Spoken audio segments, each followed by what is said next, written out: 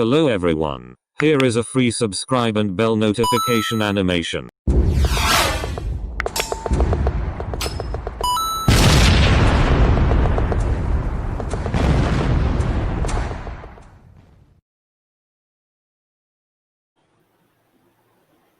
नमस्कार। स्वदेशी आत्मनिर्भर भारत के 78वें कार्यक्रम में आप सभी का स्वागत है, अभिनंदन है। स्वदेशी आत्मनिर्भर भारत के 78वें पुष्प में आज हमें जिन महानुभाव का मार्गदर्शन मिलने वाला है, आप है श्रीमान डॉक्टर राकेश कुमार पांडे जी। आप भौतिकी में एसोसिएट प्रोफेसर करोड़ीमल कॉलेज में हैं। 30 वर्ष से अधिक वर्षों का शिक्षण आपके पास है, एक्सपीरियंस। एनडीटीएफ के पूर्व अध्यक्ष रहे दिल्ली विश्वविद्यालय में, दक्षिण पंथ शिक्षक संगठन के। 1996-98 के दौरान दिल्ली विश्वविद्यालय के अकादमिक परिषद में शिक्षक प्रतिनिधि भी रहे हैं। 2 बार चुने गए आप। वैज्ञानिक पत्रिकाओं में 15 से अधिक शोध पत्र प्रकाशित हुई आपकी। समाचार पत्रों और पत्रिकाओं में प्रकाशित सामाजिक मुद्दों पर नियमित लेख 30 से अधिक है। तो हम सभी का बहुत ही सौभाग्य है कि आप जैसे महानुभाव का आज मार्गदर्शन मिलने वाला है, और विषय बहुत बढ़िया है। आत्मनिर्भर भारत की संकल्पना जो कार्यक्रम का थीम है, जो कार्यक्रम का उद्देश्य है, उसी विषय पर कार्यक्रम आज है। और कार्यक्रम में जिसके माध्यम से जो भी बंधु जुड़ रहे हैं, आप सभी का भी स्वागत, अभिनंदन है। आप सभी लोग बने रहें। और आज के कार्यक्रम के लिए डॉक्टर राकेश कुमार पांडे जी को पूरी टीम की ओर से स्वागत, अभिनंदन। नमस्कार। आज का जैसे मैं तो पहले मनीष सिन्हा जी का आभार प्रकट करता हूं कि उन्होंने मुझे यहाँ पे आप सबके सामने रूबरू होकर के कुछ बातचीत, अपने मन का विचार आपके साथ शेयर करने का अवसर दिया।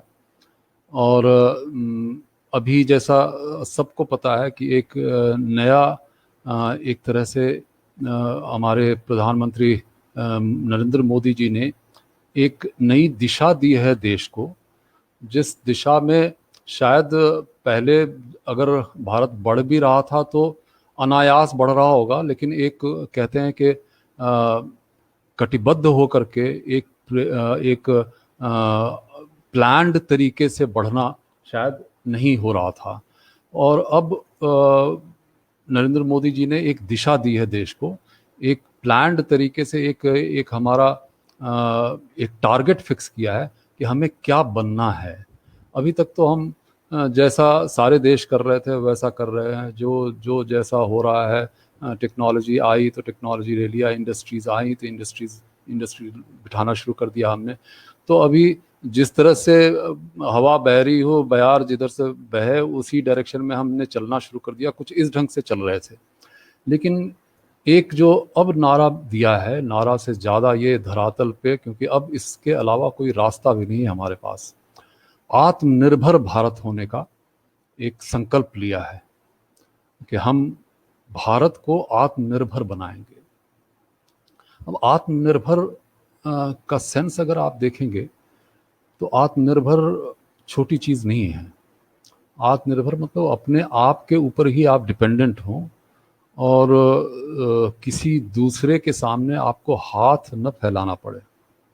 ऐसा भारत, ऐसा देश जो दूसरे किसी के सामने हाथ न फैलाए, अपने आप में एक संपूर्ण, अपने आप की परेशानियों को समझने की, अपनी परेशानियों को दूर करने के लिए, अपनी दिक्कतों से लड़ने के लिए एक समर्थ भारत बने, ऐसी एक कल्पना की गई है। इसमें अगर कोई ये कहे कि नहीं ऐसा भारत बनाने के लिए सरकार की जिम्मेवारी है, या मोदी जी ने कहा तो ये सरकार जाने, तो सरकार से, सिर्फ सरकार के माध्यम से ये संभव नहीं है। आत्मनिर्भर भारत की जो संकल्पना है उसमें एक आत्मनिर्भर समाज की संकल्पना है।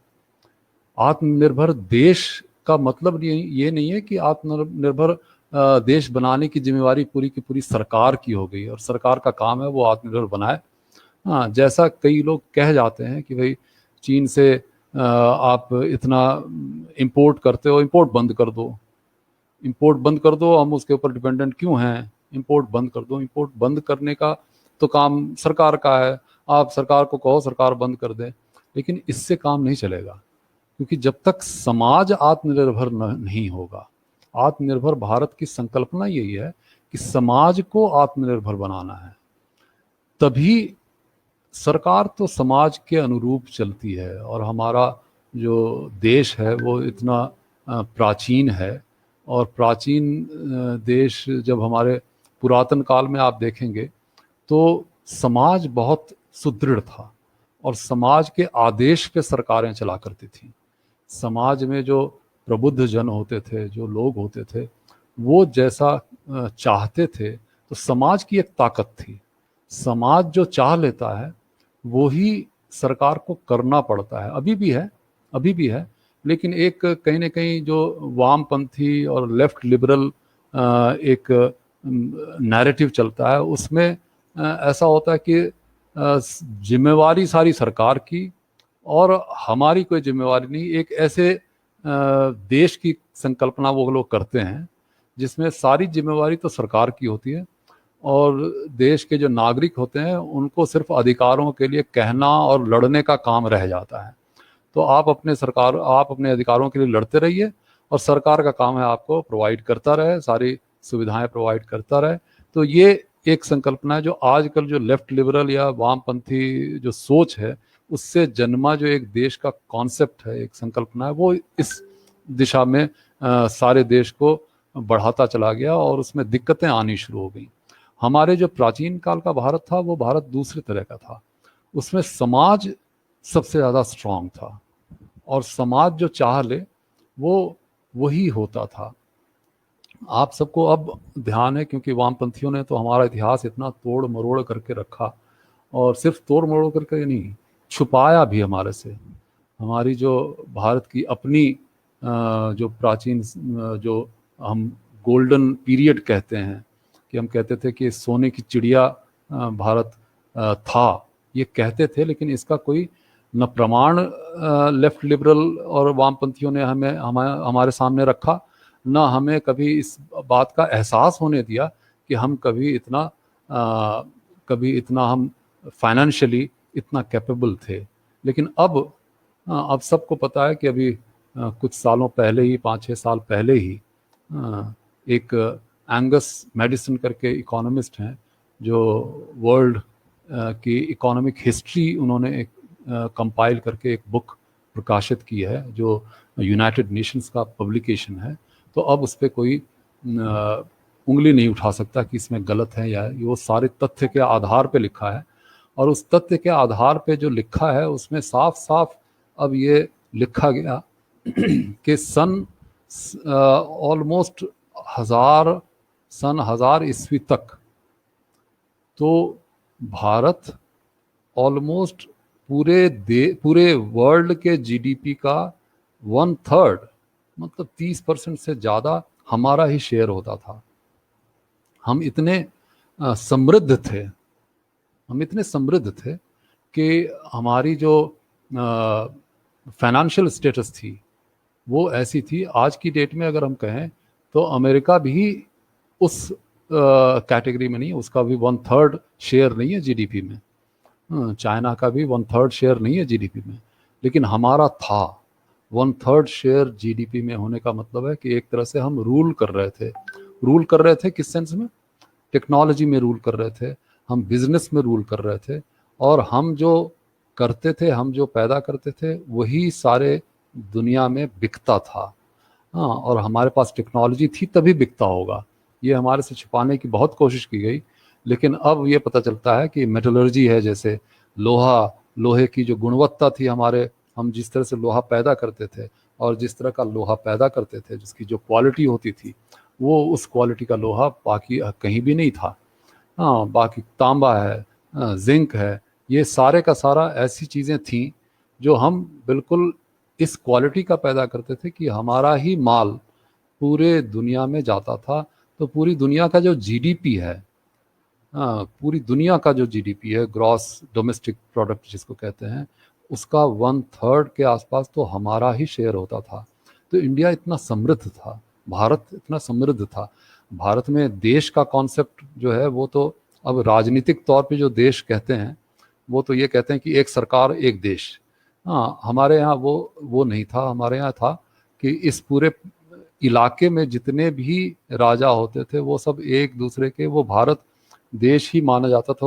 उसको चाहे आप उपद्वीप कह लो या महाद्वीप कह लो, लेकिन भारत का ये जो पूरा का पूरा हिस्सा था, एशिया और एशिया में भारत वाला जो हिस्सा था ये इतना समृद्ध था कि हमारी टेक्नोलॉजी, बिजनेस और एजुकेशन, इन सब में हमने दूसरों को दिया है। मैथमेटिक्स हमने दिया है, साइंसेस हमने दिया है। साइंस की जो हमारी डेवलपमेंट हमारे भारत में हुआ है, वो उसके बाद बाकी जगह हुआ, यूरोप में उसके बाद हुआ है। लेकिन हमने जो प्रताड़ना सही है, हमने जो हज़ारों साल का एक तरह से गुलामी का एक पीरियड आया हमारा, उस पीरियड के चलते क्या हुआ कि हम अपनी सारी जो समृद्ध बातें थीं, अच्छी बातें थीं, हमारा जो एक पुरातन इतिहास अच्छा था, उसको तो हमको भुला दिया गया। उसके बारे में हमको गलत बता करके और वामपंथी इतिहासकारों ने ऐसी चीज़ें लिख करके हमको भ्रमित किया, जिससे हम खुद अपने आप पे दुविधा करने लगे कि हम शायद कभी इस काबिल ही नहीं थे। और जब ये एक एहसास हो जाता है कि हम कभी काबिल ही नहीं थे, तो आगे भी काबिल हो पाएंगे नहीं हो पाएंगे, इस पे हमेशा शक बना रहता है।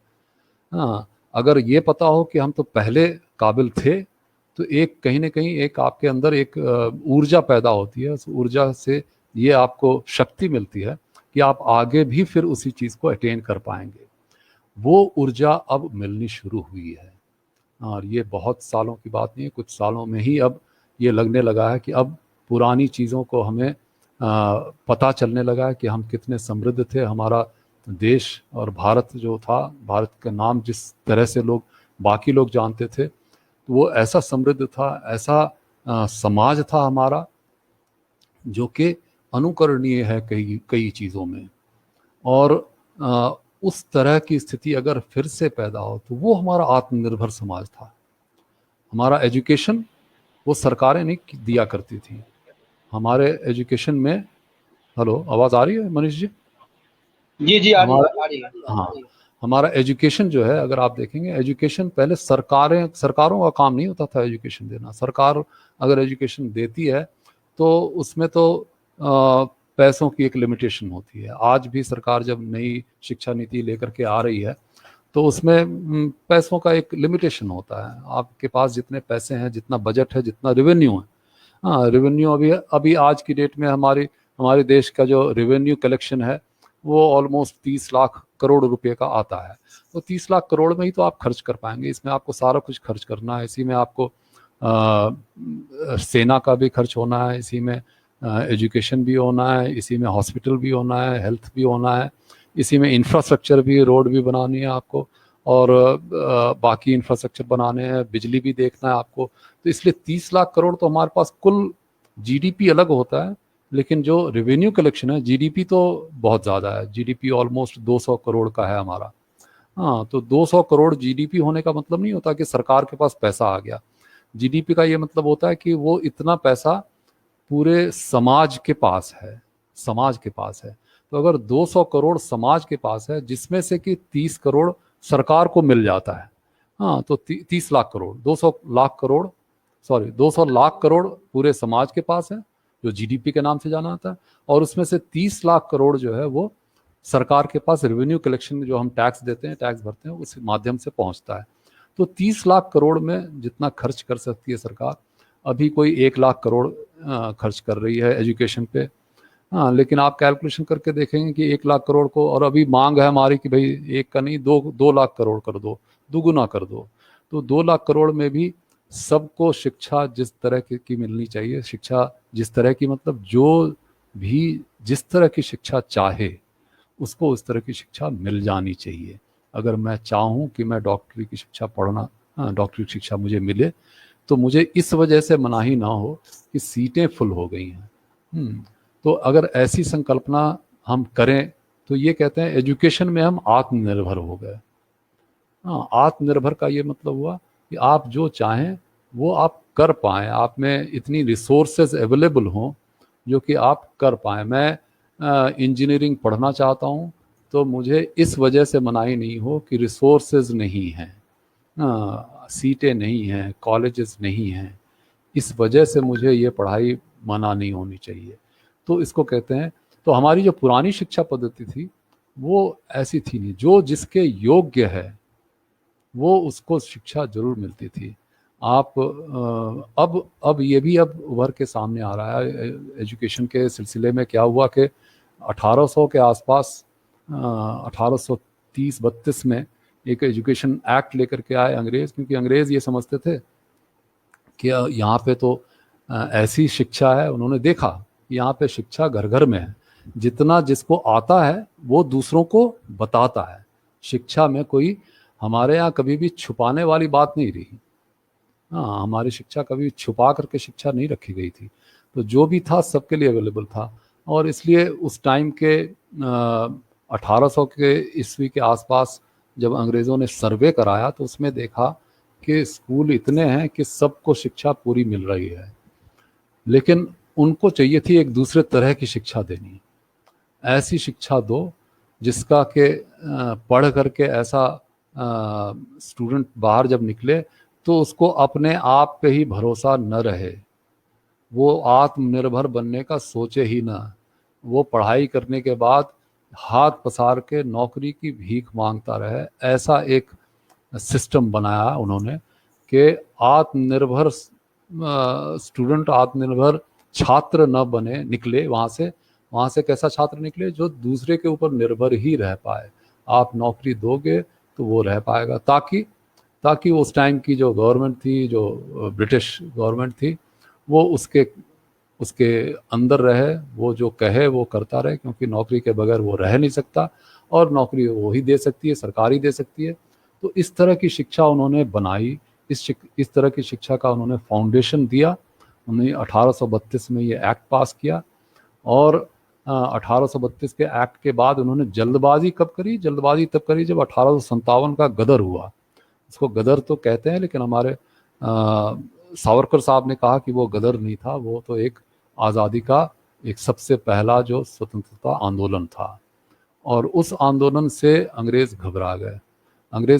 उन्हें लगा कि कहीं ये फिर से भारत आत्मनिर्भर होने की दिशा में तो नहीं चल जाएगा। तो उन्होंने फिर उसको क्या किया कि उस टाइम 1857 से पहले क्या था कि ईस्ट इंडिया कंपनी थी। तो आपको मतलब हम कहते तो हैं कि 1700 के बाद से ऑलमोस्ट जो है वो अंग्रेज़ आने लगे और अंग्रेज़ों का शासन होने लगा 1750 के आसपास, 1800 के आसपास। लेकिन उस टाइम में जो सरकार थी, 1800 के आसपास जो सरकार थी, तो सरकार क्या थी? वो कंपनी की सरकार कहते थे। कंपनी मतलब ईस्ट इंडिया कंपनी। 1857 तक वो ईस्ट इंडिया कंपनी के नाम से जाना जाता था और जो भारत था वो भी ईस्ट इंडिया कंपनी के अधीन था, ये माना जाता। तो कंपनी की सरकार चलती थी, कंपनी की। लेकिन 1857 का जो स्वतंत्रता आंदोलन था उसने उस कंपनी की सरकार की जड़ें हिला दी, और ऐसी जड़ें हिला दी कि कंपनी ने कह दिया कि अब मेरे बस का नहीं है भारत पे शासन करना। तो अब अगर ब्रिटिश सरकार खुद ही आए और शासन करे तब पॉसिबल है, अदरवाइज मैं अब कुछ नहीं कर सकता, मैं अपने आप अब शासन नहीं कर सकता। तो उसके बाद फिर ब्रिटिश सरकार ने हुकूमत एक तरह से अपने हाथ में लिया और सबसे पहला काम उसने क्या किया? एक तो कि एजुकेशन को अपने हिसाब से उन्होंने चलाने के लिए घोषणा की। उसी में 1832 का जो एजुकेशन एक्ट था उसके तहत उन्होंने स्कूलें खोलना शुरू किया। और ये स्कूल कब से? ऑलमोस्ट आप समझें तो 1870 के आसपास से स्कूल खुलना शुरू हुआ होगा। ये अंग्रेज़ी स्कूल जिसको आज के डेट में हम जानते हैं कॉन्वेंट एजुकेशन, अंग्रेज़ी स्कूल, वो उसके पहले जो भी था वो बहुत ही छिटपुट तरीके से था, एक दो इधर एक दो उधर। लेकिन सरकारी तौर पे इसको जो एक सपोर्ट मिलना शुरू हुआ वो ऑलमोस्ट 1870 के बाद से हुआ। और आप ध्यान दें कि 1870 से 1945 का डिस्टेंस मतलब ज़्यादा टाइम नहीं है, पीरियड। लेकिन इसी पीरियड में हमारे मन में, हमारे दिमाग में इतना ज़्यादा हमारे हिंदी के, हमारी अपनी भाषा के प्रति इतना ज़्यादा नेगेटिव हमारे दिमाग में आ गया कि अब आज की डेट में सरकार कह भी रही है कि हमको हिंदी पे ध्यान देना चाहिए, हिंदी में पढ़ाई करानी चाहिए, लेकिन फिर भी कई पढ़े लिखे लोग अभी भी इसमें शक और दुविधा में हैं कि पता नहीं हिंदी करने से तो कहीं हमारे बच्चे किसी काम के लायक रहेंगे या नहीं। मतलब हिंदी पढ़ने वाला आदमी किसी काम के लायक नहीं हो, ये एक मन में बिठा दिया है। ये इसी को कहते हैं कि आपके मनस्थिति को, आपके मनोबल को तोड़ना। और मनोबल को जब तोड़ दिया तो आप आत्मनिर्भर नहीं बन सकते हैं। तो आत्मनिर्भर समाज के लिए सबसे पहली जो आवश्यकता वो है कि अपना मनोबल ऊंचा होना चाहिए। आपको अपने बारे में गर्व, अपने ऊपर गर्व, अपने देश पे गर्व, अपने देश की चीज़ों पे गर्व, अपने देश की भाषा पे गर्व, अपने देश के इतिहास पे गर्व, अपने देश के महापुरुषों पे गर्व, अगर ये आप में नहीं है तो आप आत्मनिर्भर बनने का कभी सोच नहीं सकते। क्योंकि आत्मनिर्भर देश तो बाद में होता है, आत्मनिर्भर समाज पहले होता है। तो समाज को आत्मनिर्भर बनाना, इसके लिए तो आपको जागरण ही करना होगा। आपको एक अपने ही बारे में लोगों को बताना, अपने इतिहास के बारे में, अपने स्वर्णिम जो इतिहास का जो हमारा हिस्सा है उसके बारे में बताना, और उसके और फिर से अब हम एक अग्रसर हों, इसके लिए कमर कसने के लिए सबको तैयार करना, ये एक फेज शुरू करने वाली बात है जो आत्मनिर्भरता की तरफ लेके जाएगा।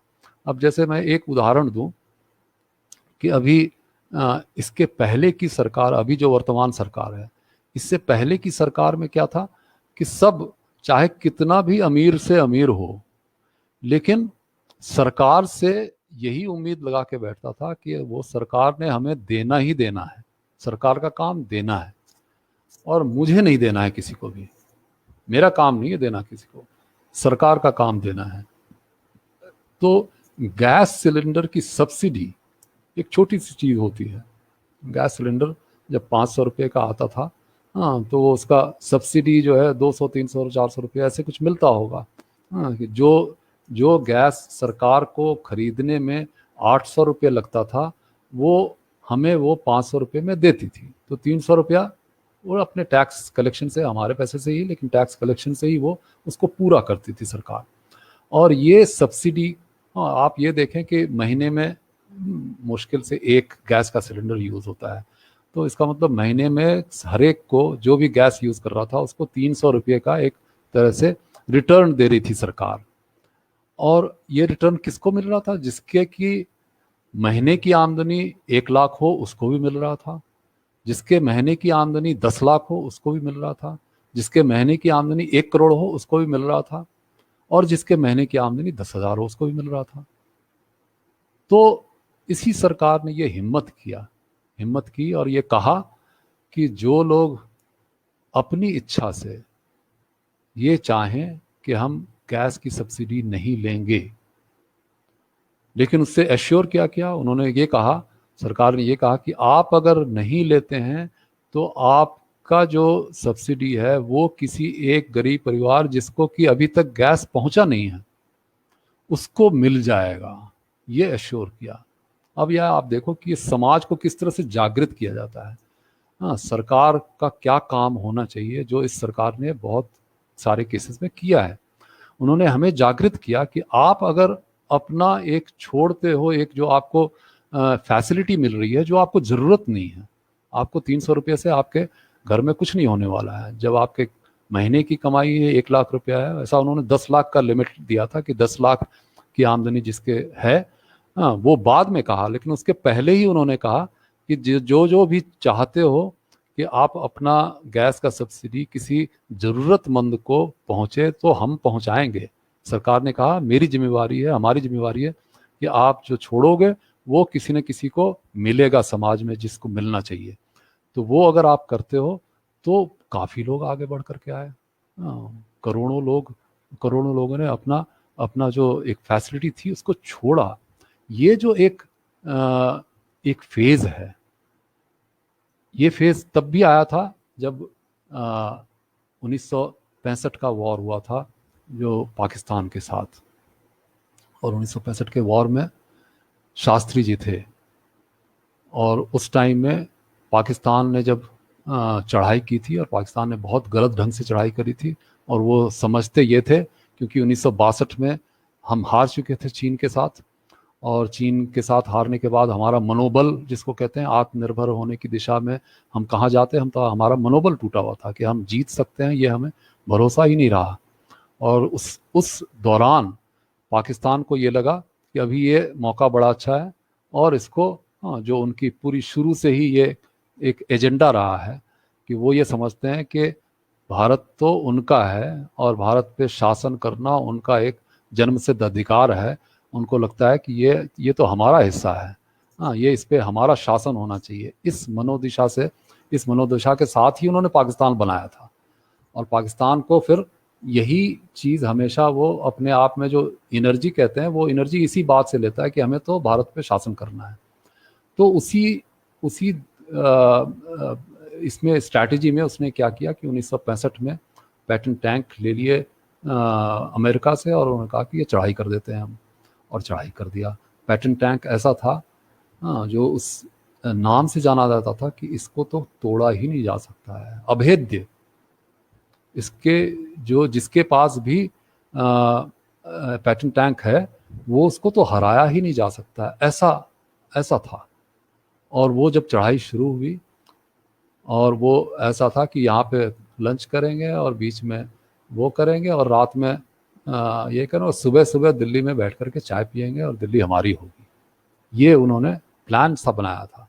लेकिन वो भूल गए कि यहाँ पे नेहरू जी तब तक नहीं रहे और शास्त्री जी आ गए थे, और शास्त्री जी ने पूरे समाज को जागृत कर दिया। एक मनोबल जिसको कहते हैं, ये अमेरिका ने कह दिया था कि आप अगर पाकिस्तान के साथ लड़ाई में ये नहीं करते हो, पाकिस्तान की बात नहीं मानते हो, तो हम आपको खाना देना बंद कर देंगे। क्योंकि उस टाइम में हमारे खाना जो अनाज था, अनाज भी वहाँ से आया करता था। तो अनाज उन्होंने ये धमकी दी कि अनाज देना बंद कर देंगे। तो शास्त्री जी ने कैलकुलेट किया कि अनाज जितना हम बाहर से मंगाते हैं वो जो है 1/7 ऑफ, मतलब 6/7, तो एक जैसे हफ्ते भर की बात करें तो हफ्ते भर में 6 दिन तो हम अपना उपजाया हुआ खाना खाते हैं। एक दिन जो खाना खाते हैं वो बाहर का खाना खाते हैं, जो बाहर से हम मंगवाते हैं, वो बाकी एक दिन के खाने के लिए पूरा पड़ता है। तो उन्होंने फिर अपील की और पूरी बात स्पष्ट तरीके से देश के सामने रखी कि ऐसा ऐसा है और पाकिस्तान को अमेरिका का सपोर्ट मिल रहा है, लेकिन हम इसको ऐसे मैनेज कर सकते हैं कि पाकिस्तान को अगर हमने लड़ाई रखनी है जारी, तो हमें अमेरिका के ऊपर डिपेंडेंट होना छोड़ना पड़ेगा। और उस पर डिपेंडेंट होना छोड़ने का एक सरल सा उपाय है कि हम एक दिन का खाना अगर छोड़ दें, एक दिन खाना हम ना खाएं, तो हमारे पास जितना अनाज है उतने में ही हमारा खाना चल जाएगा। तो ये एक मनोबल ऐसा बढ़ा, सारा देश एकजुट हो गया। और जो लोग उस टाइम में, मैं तो उस टाइम बहुत छोटा था, मेरी पैदाइश 1961-62 की है, लेकिन जो लोग उस टाइम के बारे में बताते हैं कि इवन होटलों में होटल बंद हो जाया करते थे। तो इस तरह का समाज जब जुड़ता है ना, तो पाकिस्तान हारा। पैटर्न टैंक, अभेद्य कहने वाला जो टैंक था, वो भी टूटा और हमने तोड़ के दिखाया। ऐसा टूटा कि अमेरिका का वो पैटर्न टैंक बिकना बंद हो गया। तो अगर मनोबल हमारा स्ट्रांग हो जाए, हम स्ट्रांग हो जाएं, समाज स्ट्रांग हो जाए, तो हम आत्मनिर्भरता की तरफ बढ़ सकते हैं। हमें कोई नहीं रोक सकता। मर्जी सिर्फ हमारी ज़रूरत क्या है कि हमको अपने ऊपर भरोसा रखें, अपना मनोबल बढ़ाएं, और वो मनोबल बढ़ाने का टाइम है। आप ये ना देखें कि आज की डेट में जितना हम सामान चाइना से मंगा रहे हैं वो सारा बंद हो जाए। वो एक दिन में बंद होता भी नहीं और होगा भी नहीं और होना भी नहीं चाहिए। लेकिन अगर हमने सोच लिया कि आज से हम कम करते चले जाएंगे मंगाना बाहर से, तो वो भी दिन दूर नहीं है कि हम आत्मनिर्भर हो जाएंगे और हम अपनी चीज़ें अपने आप ही पैदा करेंगे, अपने ज़रूरत की चीज़ें के लिए दूसरों के ऊपर डिपेंड न करेंगे। जैसे शास्त्री जी ने करके दिखाया कि हम अपने भोजन के लिए किसी के आगे हाथ तो ना पसारें। ऐसी सिचुएशन क्यों है? एक दिन का खाना नहीं खाएंगे और क्या है, एक दिन खाना नहीं खाएंगे हफ्ते में तो मर तो नहीं जाएंगे। ऐसे भी नहीं खाना चाहिए। अगर खाना नहीं खा करके हम देश को आत्मनिर्भर बना लिया, हमने एक दिन खाना नहीं खाया, लेकिन हम उससे क्या किया, पूरे देश को आत्मनिर्भर बना दिया। और सिर्फ आत्मनिर्भर बनाना एक मैथमेटिक्स नहीं है कि जितना आया उतने, जितना हमने पैदा किया उतना, मैथमेटिक्स नहीं है वो एक मनोबल को आपका बढ़ाता है, एक आपकी मनोदशा ऐसी करता है कि आप में ऊर्जा पैदा होती है, आप जो चाहें वो कर सकें, ऐसा एक आप में मन भाव पैदा होता है। आप ये ध्यान दें, जैसे जापान जब वर्ल्ड वार 2 में लड़ाई कर रहा था तो जापान के ऊपर एटम बॉम्ब गिराया गया, और एटम बॉम्ब गिराने के बाद जापान ने सरेंडर किया। ये 6 अगस्त का वो काला दिन था जब एटम बॉम्ब गिरा, पहले हिरोशिमा पे 6 अगस्त को, फिर 9 अगस्त को नागासाकी पे, और ये इसमें लाखों लाख लोग मर गए और जापान की कमर टूट गई। जापान इस काबिल नहीं रहा कि वो आगे लड़ाई लड़ पाए, और ब्रिटिशर्स और अमेरिका जो एक साइड थे, इनके आगे इसमें घुटने टेक दिए। और 15 अगस्त 1945 में, 15 अगस्त 1945 को जिसको कहते हैं VJ day, victory on Japan, victory on Japan, ऐसा डे मनाया इन्होंने, ब्रिटिशर्स ने, और इन्होंने उसको वीजे डे मना करके आज तक मनाते हैं। वीजे डे ये इसी नाम से जाना जाता है। 15 अगस्त 1945 आप देखोगे वीजे डे करके, आप गूगल पे भी देखो, वीजे डे करके इसको मनाया जाता है। वीजे मतलब विक्ट्री ऑन जापान। जापान को लिटरली सरेंडर के हस्ताक्षर करने पड़े, वहाँ की जो भी राजा था वो उसको हस्ताक्षर करने पड़े कि मैं सरेंडर करता हूँ, मैं अब नहीं लड़ सकता, मैं हार गया। आप ये समझो कि ऐसी स्थिति में तो किसी का भी मनोबल टूट सकता है, लेकिन विदिन, और लाखों लाख मर गए, और एटम बॉम्ब की जो परेशानी होती है, उससे जो बीमारियां होती हैं वो जेनरेशन्स तक जाती हैं। अभी तक वो आप झेल रहे हैं लोग, मतलब आपकी बीमारी आपके बच्चे में जाएगी, आपके बच्चे का उसके बच्चे में जाएगी, तो ऐसे जनरेशन टू जनरेशन वो बीमारी अभी भी वहाँ चल रही हैं। और ऐसी स्थिति में जब लाखों लाख लोग ऐसे हो गए, पूरा नागासाकी और हिरोशिमा जो था वो एक वेल टू डू वहाँ के छोटा सा देश है, ऑलमोस्ट 3-4 करोड़ के लोग हैं वहाँ पे, और उस देश में आपने 2 शहर को बर्बाद कर दिया, तो कमर टूट गई। ऐसा लगता था कि पता नहीं अब तो ये ख़त्म हो गया। लेकिन आज आप देखो वहाँ पे तो जीडीपी का शेयर आज वो हमारे से ज़्यादा है, उनका हमारे से ज़्यादा है। हम 130 करोड़ और उनका जो है वो 3-4 करोड़, वो हमारे से ज़्यादा है उनका। ये कैसे है? क्योंकि उनका मनोबल नहीं टूटा, उनका मनोबल नहीं टूटा। उन्होंने ये सोचा कि अब मुझे फिर से खड़ा होना है। तो देश का समाज, उसका जब तक मनोबल ना तो टूटे, तो हम हार मान करके भी हम हार नहीं मानते हैं।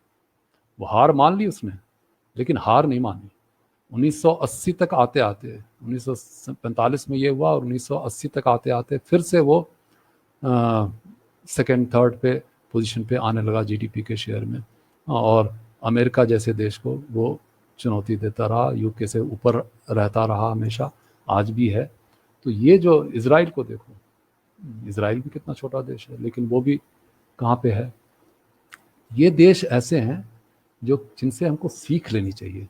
जो आत्मनिर्भर देश क्या होता है, आत्मनिर्भर समाज क्या होता है। आत्मनिर्भर देश तो अपने आप हो जाए, समाज को आत्मनिर्भर बनने की एक प्रेरणा होनी चाहिए, अपने अंदर एक ऊर्जा होनी चाहिए, एक मनोबल आपका ऐसा ऊंचा होना चाहिए, और वो मनोबल को जगाने का काम हमारा है। वो अगर जग गया तो बाकी काम तो फिर स्मूथली अपने आप होते हैं। आपको इसी में मैं सिर्फ जोड़ के बता दूं कि 15 अगस्त 1945 में जो वीजे मनाया जाता है, विक्ट्री ऑन जापान डे, तो जब अंग्रेज़ों ने हमें आज़ादी के नाम पे जो भी दिया, उसका दिन भी उन्होंने 15 अगस्त को चुना था।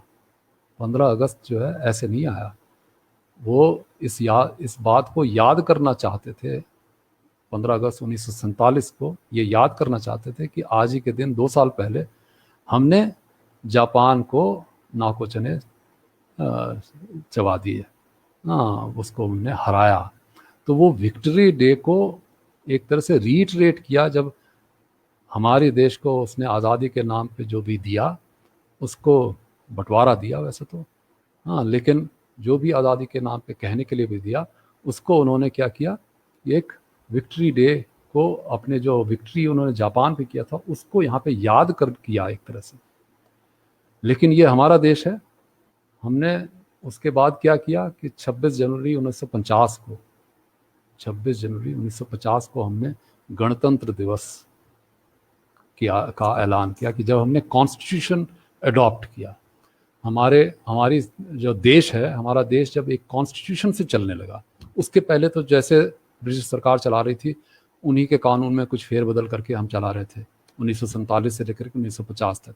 लेकिन 1950 के बाद हमारे देश का अपना एक कानून हो गया, अपना एक कॉन्स्टिट्यूशन हो गया, और एक तरह से तब हम कह सकते हैं कि असली आज़ादी हमें तब मिली। तो 26 जनवरी 1950 को हम उस तरह से गणतंत्र दिवस को हमने मनाया। और 26 जनवरी क्यों? क्योंकि 26 जनवरी का जो है हमारे अपने इतिहास में अंग्रेज़ों से लड़ते हुए जो इतिहास था उसमें एक अपना महत्व है कि 26 जनवरी 1930 में हमने एक दिन बनाया था कि पूर्ण स्वराज दिवस। क्योंकि कांग्रेस जो बनी थी, कांग्रेस बनी तो नहीं थी पहले पूर्ण आज़ादी के लिए लड़ने के लिए नहीं बनी थी, कांग्रेस को तो बनाया था अंग्रेज़ों ने, और इसलिए बनाया था क्योंकि वो चाहते थे कि कहीं ना कहीं इसका उपयोग करके हम जो असंतोष जो फैलता है उसको हम इसको यूज़ करके असंतोष को हैंडल कर लेंगे। लेकिन वो हुआ नहीं क्योंकि समाज जागृत हो जाता है। तो जब बन गया, कांग्रेस बन गई, कांग्रेस के लोग उसमें शामिल होने लगा, तो कांग्रेस के पास और कोई चारा बचा नहीं, क्योंकि कांग्रेस फिर जब जो लोग थे उनके थ्रू चलने लगी। तो 1930 में उनके पास कोई चारा नहीं बचा, उन्होंने एक, और उस टाइम में नेताजी सुभाष चंद्र बोस भी थे और जितने भी कई जो देशभक्त जो कहे जाते थे और जाने जाते थे, उन सब की वजह से क्या हुआ कि 1930 में कांग्रेस को ये प्रस्ताव पारित करना पड़ा कि पूर्ण स्वराज हमको चाहिए। तो पूर्ण स्वराज दिवस कहते हैं 1930 26 जनवरी को। तो हमने उस दिन को फिर हमने भी याद किया, जैसे उसने वीजे डे को याद करके और हमें 15 अगस्त को आज़ादी देने की संकल्पना की, वैसे ही हमने क्या किया कि 26 जनवरी 1930 को याद करके और 26 जनवरी 1950 को हमने गणतंत्र दिवस की स्थापना करी। उस दिन हमने कॉन्स्टिट्यूशन अडॉप्ट किया, और कॉन्स्टिट्यूशन अडॉप्ट करने में हमारे बाबा अम्बेडकर जो थे उन्होंने इसको लिखा। इसमें भी पहले बातचीत चल रही थी कि हमारे इंडिया में कोई है नहीं जो कॉन्स्टिट्यूशन लिख सकता हो, और नेहरू जी का एक था कि नहीं, किसी ब्रिटिशर्स को ही दिया जाए, वही लोग जानते हैं कि कॉन्स्टिट्यूशन का लिखा हुआ है वही लिखेंगे।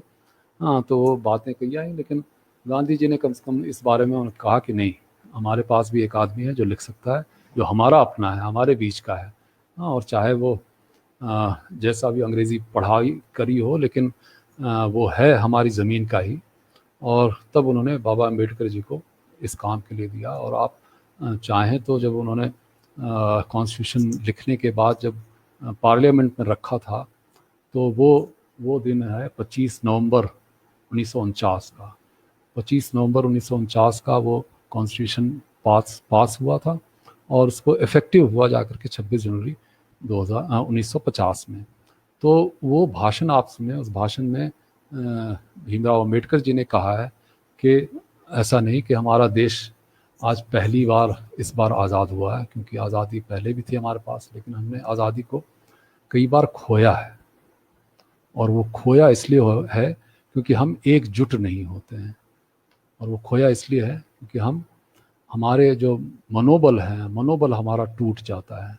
जब हम एकजुट नहीं होते हैं तभी हमारा मनोबल टूटता है। जब हम एक दूसरे पे गर्व करते हैं, सब इकट्ठे हो जाते हैं, तो मनोबल भी बढ़ता है और हम आत्मनिर्भर होने की दिशा में कदम भी बढ़ाते हैं। तो मुझे लगता है कि इस आधार पे अगर हम सोचें और हमारी पुरानी जो हमारी स्वर्णिम इतिहास है पुराना, उसको हम याद करें और उससे हम एक प्रेरणा लें और उस ऊर्जा को हम समेटें। हम ये याद करें कि हमारा देश ऐसा था जो 30% GDP देते थे। आज की डेट में हम 3-4% में घूम रहे हैं। अंग्रेज़ों ने जब शासन शुरू किया था तब तक भी हम 20% पे थे, 20-22% हमारा जीडीपी था, 30% से 20-22% पे आ गया था। ये मुगलों के काल में कम हुआ था।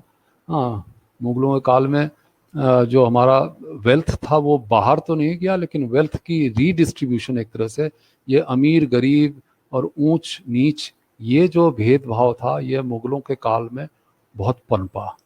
तो सामाजिक कुरीतियां जो हैं, पर्दा प्रथा, बाल विवाह, सती प्रथा, ये सारा कुछ जो सामाजिक कुरीतियां जितनी आई वो मुगल काल के जो दौरान था, जो उस टाइम में काफ़ी ज़्यादा कुरीतियां आई। लेकिन हमारा समाज ऐसा है कि हम कुरीतियों को ख़त्म भी करते रहे, कुरीतियों से लड़ते रहे हैं, और एक हमेशा से उसको आत्मनिर्भर की तरह ही हम, समाज हमारा आत्मनिर्भर हमेशा रहा है, उसको जगाने की ज़रूरत है। तो हमने बाल विवाह को भी ख़त्म किया, हमने सती प्रथा को भी ख़त्म किया, हमने सारी जो आप ये देखें, जाति प्रथा को भी हम ठीक नहीं मानते हैं, और उसके खिलाफ हमने बहुत कुछ किया है, कर भी रहे हैं, पूरा समाज करता है, कर रहा है कि कोई भी अगर गलत कुछ होता है तो उसको कहीं से हमारे समाज में सपोर्ट नहीं मिलता। तो ये जाति प्रथा हो, चाहे जितनी भी कुरीतियां हैं, उसको हमारा समाज इतना सुदृढ़ है, समाज इतना जागरूक है, उसको ये हैंडल करता है, और ये हैंडल करके ही हम आत्मनिर्भरता की तरफ बढ़ पाएंगे। तो इसमें क्लू मैं बस यही दे रहा हूँ कि समाज आत्मनिर्भर होगा तो देश अपने आप आत्मनिर्भर होगा, और समाज आत्मनिर्भर तब होगा जब हमारा मनोबल ऊंचा होगा, हम एकजुट होंगे। तो एकजुट समाज की संकल्पना ही जो आत्मनिर्भर समाज की संकल्पना क्या है, वो एकजुट समाज की संकल्पना ही है मेरे हिसाब से। मैं अपनी बात को इसी यहीं पे खत्म करूंगा। धन्यवाद जी।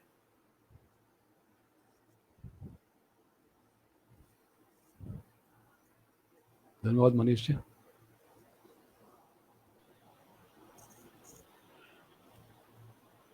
बहुत बहुत धन्यवाद इस सुंदर व्याख्यान के लिए।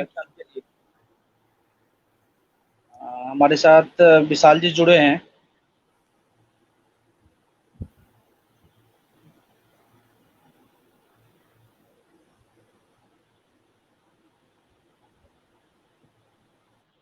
जी, बहुत सुंदर व्याख्यान दिया, कई सारे वर्टिकल्स को आपने लिया है। आपके वक्तव्य को अनंत कोटि नमन करते हैं, आपके उद्बोधन को, मार्गदर्शन को, पाठ्य को, आपके बुद्धि को सुनकर मंत्रमुग्ध हो गए। और हम सब समझते हैं कि जितने भी श्रोता आपके पाठ्य को सुन रहे होंगे, हृदय से प्रफुल्लित हो रहे होंगे, और बहुत ही सुंदर व्याख्यान आपने दिया है। और जो उद्देश्य है कि स्वदेशी आत्मनिर्भर भारत, आपने कई सारी चीज़ों का जिक्र किया, लाल बहादुर शास्त्री और भी कई प्रकार की चीज़ों का। तो कहीं ना कहीं जो भी सुन रहे होंगे, कुछ ना कुछ मन में दीप प्रज्वलित हुआ होगा, और कहीं ना कहीं आगे कार्य को करेंगे। तो आपको एक दूसरे कार्यक्रम में भी जाना है, उससे पहले मैं कुछ लोगों को नाम ले लूं। प्रोफेसर रमा जी जुड़ी हुई है, हंसराज कॉलेज की प्राचार्य हैं आप, आपका बहुत बहुत स्वागत है, अभिनंदन है। पूरी टीम की ओर से कल आपका व्याख्यान हुआ, बहुत ही सुंदर व्याख्यान हुआ था। तो पूरी टीम की ओर से धन्यवाद, आभार आपका। और कार्यक्रम में जो भी जुड़े हैं, आप सभी का भी स्वागत, आभार है। आलोक जी, आपको आमंत्रित करते हैं, आप जल्द से जल्द बहुत जल्द से जल्द अपना प्रश्न बता दें, अगर कोई प्रश्न हो तो जल्दी डॉक्टर राकेश पांडे जी से। जी भाई साहब, राकेश पांडे जी बहुत ही बढ़िया बौद्धिक दिए, उनका जो भी बात था वो हृदय तक गया। तो बहुत ही अच्छा रहा व्याख्यान, स्वदेशी विषय था। तो स्वदेशी में जैसे कि हम युवाओं की क्या भूमिका हो सकती है स्वदेशीकरण में, या स्वदेशी के क्षेत्र में या ग्रामीण क्षेत्र में हम किस प्रकार से कर सकते हैं, हम युवाओं की क्या भूमिका हो सकती है? तो माननीय भाई साहब से ये मेरा प्रश्न है, थोड़ा सा संक्षिप्त में बताएंगे। जी भाई साहब। मेरा, हाँ, हेलो, आवाज़ आ रही है मेरी? जी जी आ रही है, बोले बोले। हाँ जी जी। हाँ, इसमें ऐसा है ना कि अभी जो नई शिक्षा नीति है, आप उस पर अगर गौर करेंगे तो इसमें जो है, जो हमारे एक शिक्षा में एक कमी सी रह गई थी, और जिस पे आपने ये इंडिकेट भी किया है कि युवा कैसे कर सकते हैं। तो युवा को, हम अभी तक ऐसे युवा पैदा कर रहे थे जो हाथ पसार के नौकरी की भीख मांगते थे। हमें ऐसे युवा चाहिए जो नौकरी दे सके। नौकरी का स्कोप आप देखें, चाइना क्यों इतना ज़्यादा, क्योंकि चाइना मैन्युफैक्चर करता है। हम मैन्युफैक्चरिंग में हमेशा ही पीछे रहे हैं। हम क्या करते रहे कि कहीं से सामान लिया, यहाँ पे असेंबल किया और फिर बेचा। इससे हमको अब ऊपर आना पड़ेगा। हमको मैन्युफैक्चरिंग इंडस्ट्री, हम जो कुछ भी कर सकते हैं, जो पैदा कर सकते हैं, जो अपने आप कर सकते हैं, वो हम करना शुरू करें। हम एक टेक्निकल नो हाउ, एक कुछ न कुछ हम सीखें, ऐसा सीखें जिससे कि जो चीज़ें हम बाहर से मंगा रहे हैं वो मंगाने की ज़रूरत ना हो। हाँ, आप चाहे अच्छी से अच्छी टेक्नोलॉजी का हो, चाहे कैसी भी टेक्नोलॉजी, छोटी सी चीज़ हो, एक कील हो या एक टैंक हो, हाँ, इन सब के लिए हम बाहर पे डिपेंडेंट ना हो। इसके लिए अगर आप थोड़ी सी भी मेहनत करेंगे, थोड़ा सा भी एक ध्यान देंगे, मुझे लगता है कि आजकल कोर्सेज भी बहुत अवेलेबल हैं, जो ऑनलाइन कोर्सेज में अब जानकारी समस्या नहीं रही है। अगर आप कुछ सोच लेंगे कि मुझे ये कुछ करना है, तो जानकारी भी समस्या नहीं है, रिसोर्सेज भी, आप बैंक के पास जाएंगे तो पैसे भी आजकल लोन बड़ा सहूलियत से मिल जाता है। आपके पास आधार कार्ड है, आपके पास वो होता है, अकाउंट होता है, जनधन अकाउंट होता है, कई चीज़ें सरकार भी सहयोग देने के लिए तैयार है। तो आप कहीं ना कहीं मैन्युफैक्चरिंग में अगर कुछ भी आप करते हैं तो मुझे लगता है कि आप देश को एक आत्मनिर्भर, 10 लोगों को आप नौकरी पर लगाएंगे, 10 लोगों को आप वो करेंगे, आत्मनिर्भर बनाएंगे, और खुद भी आत्मनिर्भर होंगे और देश को भी आत्मनिर्भर बनाएंगे आप। जी जी, बहुत बहुत धन्यवाद आलोक जी, आपने बहुत सुंदर प्रश्न पूछा।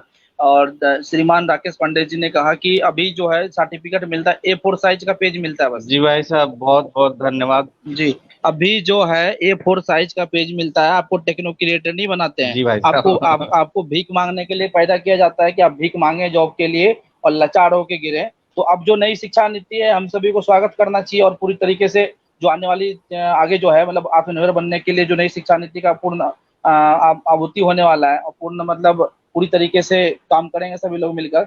और हम हमारे साथ में विशाल जी जुड़े हुए हैं। विशाल जी PhD के छात्र हैं, और आप बिहार प्रांत का कार्य देख रहे हैं, तो आपका स्वागत, अभिनंदन है आज के कार्यक्रम में। और धन्यवाद ज्ञापन के लिए श्रीमान जी विशाल जी को आमंत्रित करते हैं।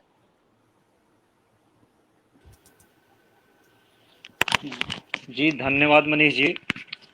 आज के इस डिजिटल प्लेटफॉर्म पे, आत्मनिर्भर डिजिटल प्लेटफॉर्म पे हमारे मुख्य अतिथि माननीय राकेश पांडे जी का बहुत बहुत स्वागत है।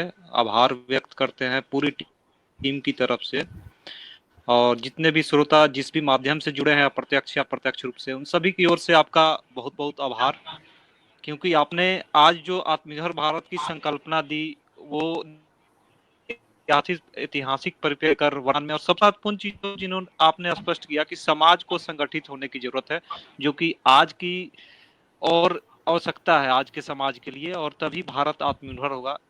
तो इस प्रकार से आपने बहुत ही महत्वपूर्ण बिंदुओं को रखा, जो कि हम सब के लिए एक आज की जरूरत है वर्तमान परिप्रेक्ष्य में। इसलिए आपका बहुत की ओर से और आत्मनिर्भर भारत की पूरी टीम की ओर से भाई साहब का बहुत बहुत धन्यवाद। राकेश पांडे जी का पुनः आपने समय दिया, इसके लिए बहुत ही धन्यवाद।